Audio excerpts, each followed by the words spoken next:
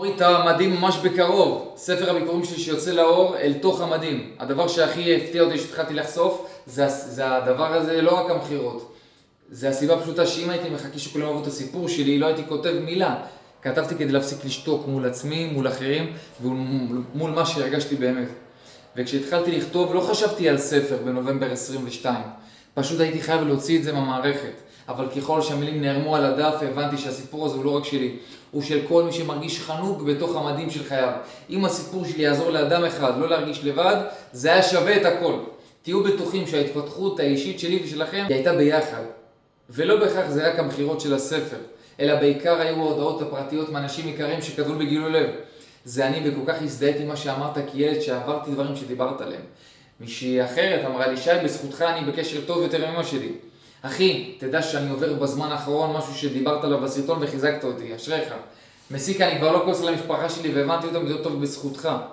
מישהו אחר אמר לי, אח שלי, החזרת אותי להכשרה ועל הדברים מטורפים שעברתי כלוחם. יש לך כישרון מטורף וסיפור חיים עוד יותר. ועוד מלא הודעות ופידבקים שקיבלתי שמילאו אותי בסיפוק ועוצמה פנימית בשיעור לאין ארוך. למעשה תשאלו אותי מה הרווחתי מכל זה? החזרתי לאנשים תחושת שליטה על החיים שלהם לאט לאט בזכות הספר והסרטונים שבחרתי לעלות למדיה.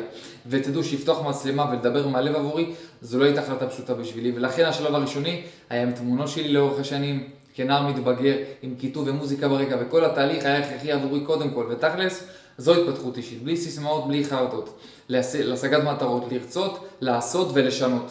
הרבה רוצים לכתוב ספר, מעטים עושים זאת, ובעיקר מחפשים סיבה נכונה. ספר נכתב מכמה סיבות, אבל הסיבה הראשית לפחות שלי, היא שמישהו אמר זה אני. שמישהו אומר לי, זה מבחינתי ההצלחה האמיתית, לא רב מחר, אלא אדם אחד שמרגיש פחות לבד.